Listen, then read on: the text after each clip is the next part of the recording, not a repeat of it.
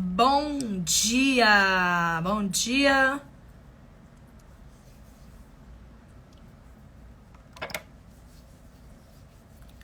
Bem-vindos a mais uma manhã de Make com Prosa.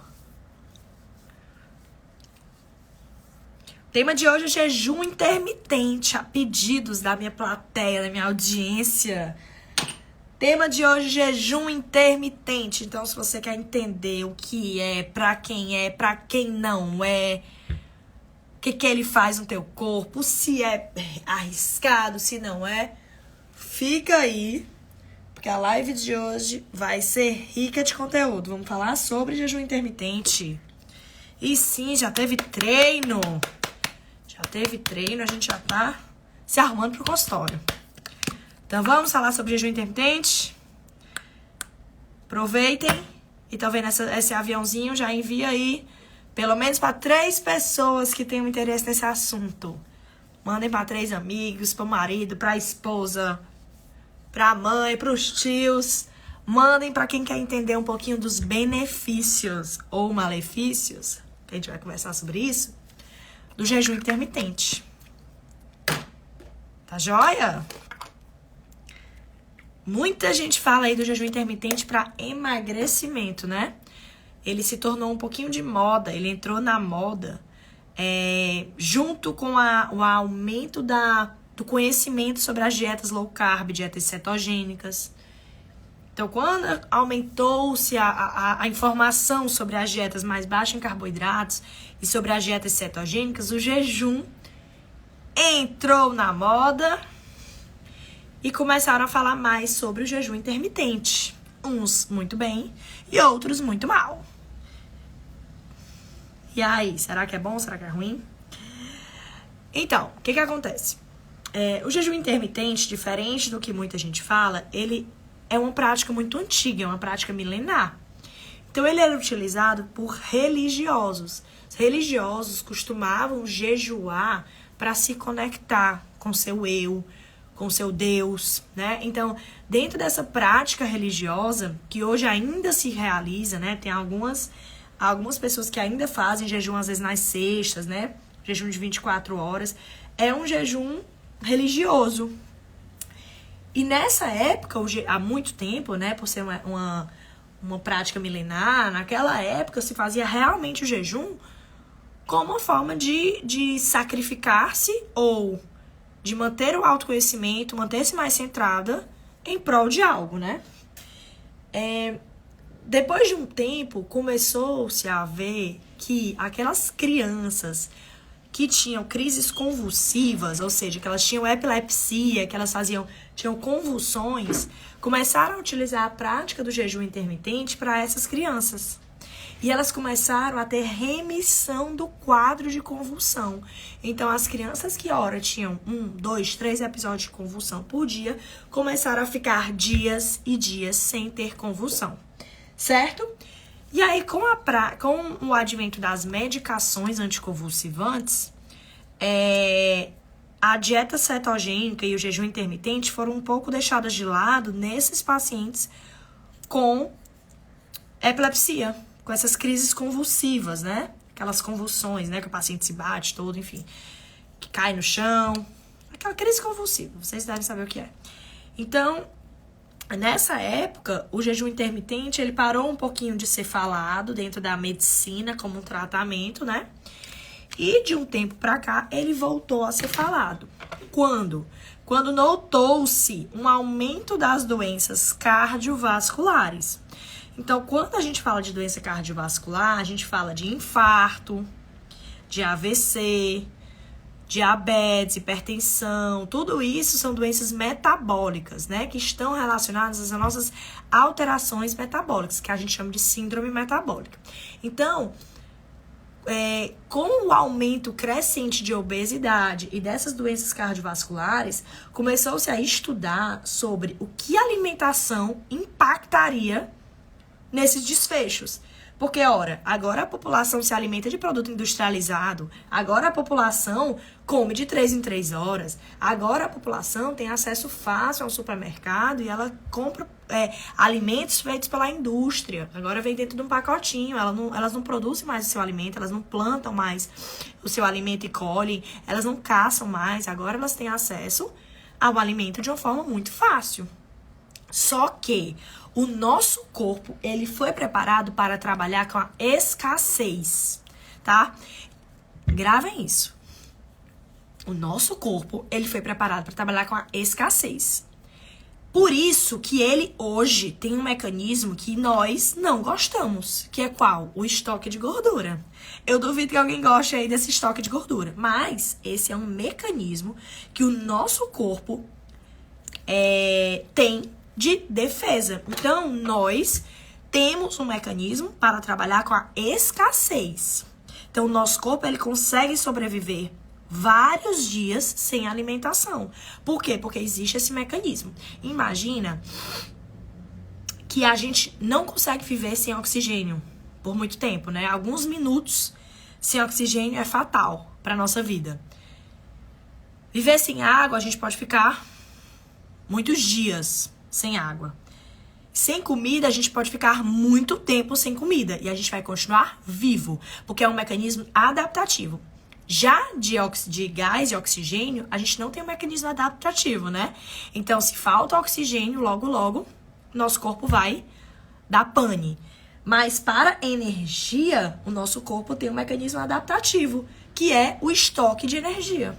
Então, o estoque de gordura, que nós não gostamos, porque estocamos gordura, ele é um mecanismo adaptativo. Porque o nosso corpício está preparado para viver com a escassez. Se o nosso corpo está preparado para viver com a escassez, entendam que o excesso de alimentos ele vai de oposto ao que o nosso corpo está preparado. Nosso corpo não está preparado para ter alimento disponível a todo tempo. Ter alimento disponível de 3 em 3 horas. Nosso corpo, ele está adaptado à escassez e não ao excesso alimentar. E aí, o que acontece? Se ele não está adaptado ao excesso alimentar, o que acontece no nosso corpo? Distúrbio metabólico. E aí entram as doenças cardiovasculares e a síndrome metabólica que eu falei pra vocês. É o ganho de peso, é a obesidade, é a hipertensão, é o infarto, é o AVC, é o câncer, é o Alzheimer, é o Parkinson. Então, as doenças, elas começam a aparecer porque o nosso corpo, diferente do que eu falei pra vocês dos primórdios, ele não está adaptado a trabalhar com excesso. Ele está adaptado à escassez. Nosso corpo foi pronto, preparado para trabalhar com a escassez alimentar e não com o excesso. Beleza. Entendendo essa situação e estudando isso a fundo, começou-se a observar que aqueles que utilizavam a prática do jejum intermitente, ou seja, eles passavam horas sem se alimentar, por exemplo, 24 horas sem se alimentar uma vez por semana, eles tinham um maior tempo de vida e menos doenças cardiovasculares. Então, observou-se que a restrição calórica e o jejum intermitente auxiliavam essas pessoas em resgatar a sua saúde e evitar essas doenças que eu acabei de falar pra vocês, a obesidade, a diabetes, a hipertensão, certo? Beleza. E aí, o jejum intermitente começou a ser mais estudado. E existe uma vertente de pessoas que batem no jejum intermitente, muitas vezes por desconhecimento, e outra leva que é a favor do jejum intermitente. Por quê? Porque o jejum intermitente é algo que o nosso corpo está adaptado. Então, imaginem vocês que a gente antigamente, na era paleolítica, a gente caçava. Então, a gente se alimentava de bicho e planta.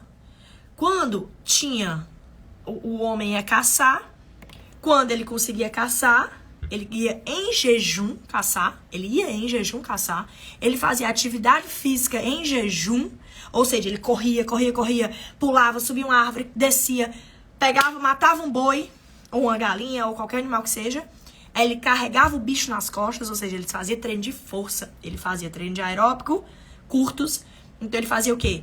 Treinos de alta intensidade, curto período, ou seja, sprint, né? Então, ele corria daqui pra lá e dava uma carreira muito grande, que são os famosos treinos HIIT, que a gente fala muito deles hoje, né? Não é à toa que ele dá resultado, nosso corpo tá adaptado a isso.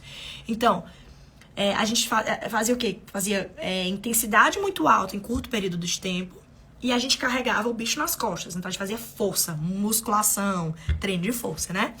E a gente fazia isso em jejum, certo? A gente fazia atividade física em jejum. A gente evoluiu fazendo atividade física em jejum, escutem isso.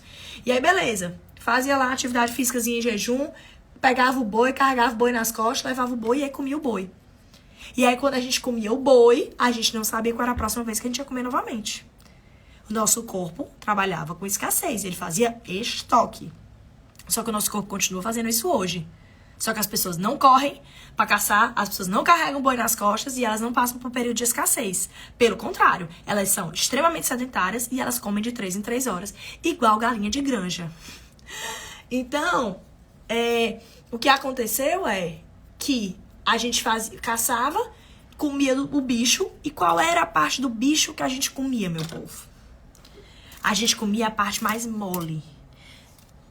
Na época, a gente não tinha dente lindo e maravilhoso. A gente tinha o dente tudo lascado, porque ninguém tinha higiene com nada. Então, o homem das cavernas, ele comia a parte do bicho que tinha gordura. Porque a parte do bicho que tinha gordura era a parte mole. Então, era alimentado, ele pegava as vísceras, ele pegava as partes com mais gordura. E eu falei esses dias pra vocês da barriga do porco, que é o bacon. Então, ele pegava ali a barriga do porco, tem mais gordura, é mole, é mais fácil de comer. A última coisa que eles iam pegar era o peito do frango. Sem gordura, sem gosto e duro. A última coisa que eles iam pegar é isso. Eles comiam a pele do animal, que tem gordura. Eles não separavam a clara da gema. Eu tenho vontade de bater em quem faz isso, mas beleza. Eles não separavam a clara da gema. Por quê, né? Porque eles precisam da gordura. A gordura dá energia e saciedade, tudo que eles precisavam. E aí eles faziam estoque. E depois eles passavam longos tempos sem se alimentar. Entende que naquela época era chuva, era tempestade, caverna. Então eles não conseguiam ter acesso fácil à comida. É diferente da gente que abre um aplicativo do celular. Ai, tô com fome. Nem é fome. A gente muitas vezes tá com vontade de comer. E a gente vai lá e escolhe a qualquer momento uma comida no iFood. E ela chega em poucos minutos na nossa casa do jeitinho que a gente pediu. Tá? Então, olha como tudo mudou. E aí, hoje, as pessoas ainda não têm conhecimento sobre jejum intermitente. Sobre as práticas do jejum intermitente. Então, o jejum intermitente não é perigoso. O nosso corpo, ele tá adaptado para o jejum intermitente. A gente evoluiu fazendo jejum intermitente. E quando você pega um estudo que compara uma pessoa que fez jejum intermitente e outra que não fez jejum intermitente, o resultado foi o mesmo. Lógico, o tipo alimentar que as pessoas fazem com o jejum intermitente é completamente diferente. A pessoa faz jejum, mas ela quebra um jejum com prato de arroz, macarrão, farofa e carne. Não é assim. Quando a gente fala de jejum intermitente, o que acontecia naquela época era justamente com a ingesta de carboidrato ou com a ingesta de proteína e gordura. É uma alimentação baseada em bicho e planta. Não é uma alimentação baseada em leite, doce, em tapioca, em arroz, em pão, em cuscuz, em bolacha Maria, em biscoito de maisena. É óbvio que não vai dar certo fazer um jejum com esse tipo de dieta. E, infelizmente, as pessoas colocam esses estudos. E tem gente que, pasmem, gente inteligente, que lê um estudo e diz assim, olha, gente, tá vendo, ó? Não mudar a dieta das pessoas e comparar quem fez jejum com quem não fez jejum. Tiveram os mesmos desfechos clínicos. Poxa, mas o jejum intermitente existe uma lógica. Então, o jejum intermitente, ele não é algo para todo mundo. Então, se você tá fazendo, por exemplo, eu tô fazendo uma dieta para ganho de massa muscular. Eu tenho que comer, não inventa de fazer jejum. A gente tá falando do jejum intermitente como uma prática de saúde. O jejum intermitente como uma prática de saúde. Não é pra todo mundo. Se você precisa ganhar peso, e aí é o que eu comecei a falar no começo da live, jejum intermitente não é pra todo mundo. Jejum intermitente é pra quem tá saudável. Quem tem alteração de função mitocondrial não deve fazer em excesso jejum, porque pode piorar da produção de cortisol. Então, jejum intermitente é pra quem tá saudável. Não é para quem tá doente. Mas com toda certeza absoluta, um paciente que tem uma resistência à insulina, uma pré-diabetes, por exemplo, uma resistência à insulina, uma esteatose hepática, que é a gordura no fígado, um paciente, ele vai se beneficiar e muito de períodos de jejum. Por quê? Se ele fizer associado ao período de jejum uma estratégia que baixe o carboidrato ao longo do dia, associado com esse jejum, ele vai aumentar a sensibilidade do receptor à insulina. Ele aumentando a sensibilidade do receptor à insulina, ele melhora a sensibilidade à insulina, entra mais insulina no receptor, ele baixa a glicose, ele aumenta o GH, a gente tem um aumento do hormônio, a gente tem um aumento do GH, que é o hormônio do crescimento, no período de jejuns prolongados, acima de 24. Nós temos, além de tudo isso, o benefício da autofagia. A autofagia é a capacidade que o nosso corpo tem de se regenerar. Regenerar as células. Isso é autofagia, tá? Além disso, o jejum intermitente também leva à neuroplasticidade, que também é a capacidade dos nossos neurônios, tá? Então, os benefícios são inúmeros do jejum, tá? Os benefícios são inúmeros do jejum. Inclusive, o jejum intermitente, ele tem aumentos hormonais a curto prazo. Então, por exemplo, se eu faço um jejum ali de... Ai, meu tá fraco hoje, gente. Se eu faço um jejum intermitente ali, por exemplo, uma vez por semana de 24 horas... Existem vários protocolos de jejum, tá? Existe jejum intermitente que a gente pode fazer uma vez por semana, faz de 24 horas. Esse é o melhor para autofagia, tá? Se eu falo em autofagia, que é a capacidade que o meu corpo tem de regenerar as próprias células, é um jejum intermitente de 24 horas. O que é um jejum intermitente de 24 horas? Então, é você comer, por exemplo, eu almoço na quarta, toda quarta eu vou fazer jejum, um exemplo. Quer dizer, hoje é quinta, né? Vamos botar quinta.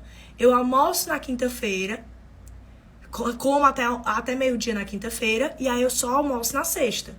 Então, esse é um jejum de 24 horas. Esse é um dos protocolos de jejum, que é feito muito em paciente oncológico, tá? Então, eu tenho pacientes oncológicos que eu acompanho, que a gente faz o jejum de 24 horas. De 1 a 2 vezes na semana, certo? Jejum de 24 horas, autofagia, aumento de GH, e a gente tem também a neuroplasticidade. O jejum intermitente feito diariamente também tem seus benefícios. Mas o melhor benefício do jejum intermitente feito diariamente é a redução da ingesta calórica, caso você faça ele associado a uma dieta. Obviamente. Por quê? Porque você tem uma refeição a menos. Então, por exemplo, o jejum intermitente diário normalmente se faz entre 12 a 16 horas, mais comum é de 16 horas, que é quando você janta às 20 horas da noite e almoça ao meio-dia. Esse é um jejum intermitente de 16 horas. Esse é um dos jejuns mais comuns. Um jejum que mais as pessoas praticam. Eu acho que é o mais fácil, muitas vezes, de seguir. Então, se você não tem uma doença específica, como essa paciente minha do câncer, né, como eu estava falando pra vocês, se você não tem uma doença, praticar um jejum intermitente de 16 horas, ele é excelente. E o mais importante, eu vi aí eles botando, pense que o jejum é muito restritivo, não se prolonga a longo prazo. Vai ocasionar perda de massa muscular em duas situações. Se o seu treino for ruim e se você não bater a ingesta diária de proteína nas outras horas que você se alimenta. Então, bora lá. Isso é um erro muito comum que as pessoas têm. Achar que jejum intermitente perde massa muscular. É o maior erro que você pode cometer. Por quê? O que leva à perda de massa muscular? A não utilidade no músculo e a baixa ingesta dos alimentos, seja da proteína, do carboidrato, principalmente. A gente precisa fazer cálculo, é por isso que é tão importante a função do nutricionista. O nutricionista, ele vai calcular quanto que você precisa. Então, por exemplo, meu nutricionista, ele vai calcular para um paciente que ele precisa mais ou menos, um paciente, vamos botar aí, ele vai precisar de uns... Botar um paciente de 80 quilos, ele vai precisar mais ou menos de uns 160, vou botar 150, eu tô chutando alto, botando alto para colocar muita proteína, mas vamos botar que ele precisa aí de uns 140, 150 gramas de proteína por dia. E aí ele calcula que vai precisar de tantos gramas de carboidrato por dia. Beleza. Esse paciente, essa pessoa, ela pode consumir aquela quantidade de gramas de proteína e de carboidrato nas outras horas alimentadas. Então, se ela pula e a primeira refeição dela é o almoço, depois ela faz um lanche e o jantar, em 3 refeições ela tem que bater o aporte energético. Entendeu? Então, o que importa, gente, não é a quantidade específica. Exatamente, assim, a gente tem uma quantidade que a gente absorve por refeição. Então, a gente não absorve também muita proteína durante uma refeição. Mas o que mais importa dentro da estratégia de ganho de massa muscular é quanto que você consumiu em 24 horas. Cuidado de pensar que tem que ser o que eu comi antes do treino, que eu comi depois do treino. Não é. É o que você comeu em 24 horas. O que está disponível em 24 horas de carga proteica? O que está disponível em 24 horas de carga de carboidrato, glicídica, lipídica? E aí vai. Então, eu preciso ver a carga em 24 horas. Então, você não vai perder massa muscular se você bater sua meta calórica e de macronutrientes no restante do estado alimentado. Então, não é porque você fez um período de estado não alimentado que você vai perder massa muscular, porque você tem que comer aquela quantidade que o nutricionista vai calcular para você no estado alimentado. E aí, esse cálculo que vai ser feito, você precisa bater dentro daquilo para ganho de massa muscular. Até porque o jejum intermitente aumenta o GH, que é o hormônio do crescimento. Então, favorece demais. Certo? Entendido tudo? Exatamente, o jejum é 0, inclusive de líquidos, é isso aí. Tá no bom caminho. Galera, deixa eu ir trabalhar, né? Tem meus pacientes lá me esperando. Beijos. E os profissionais da saúde que estão me acompanhando, que eu vi que tem vários médicos e nutricionistas aqui, passando para lembrar que estão abertas as inscrições na segunda turma da mentoria Start-se, que é uma mentoria para você que é profissional da saúde e quer se diferenciar, tá? Então, se você é profissional da saúde, quer se diferenciar, quer mostrar o seu trabalho, quer ter uma jornada do cliente perfeita, você quer encantar a cliente, quer ter padrão de atendimento, treinamento de secretária, se você quer entender sobre a parte jurídica, sobre a parte contábil, financeira, investimento, a mentoria é para você. Então, a mentoria Start tem um link na minha bio, é exclusiva para profissionais de saúde. Eu já recebi arquiteto vindo aqui, engenheiro e advogado querendo fazer a mentoria. Porém, contudo, entretanto, essa turma, né, a primeira turma foi exclusiva para médicos, só foram médicos. Essa segunda eu abri para profissionais da saúde, já temos outras áreas, não só médicos. Então, se você é profissional da saúde e quer melhorar como profissional, saber se portar em rede social, encantamento do cliente e principalmente como ser diferente, como ser inesquecível, como ser um médico, um nutricionista, um fisioterapeuta diferenciado, essa mentoria é pra você. E aí o link tá lá na minha bio, é Start, você vai cair direto no WhatsApp do Borá, e ele vai passar todas as informações pra vocês, todo o cronograma. Vai acontecer no dia 27 e 28 de agosto, presencial em Fortaleza, tá bom? Serão 2 dias muito intensos e cheios de surpresas para os inscritos. Tá joia? Beijo!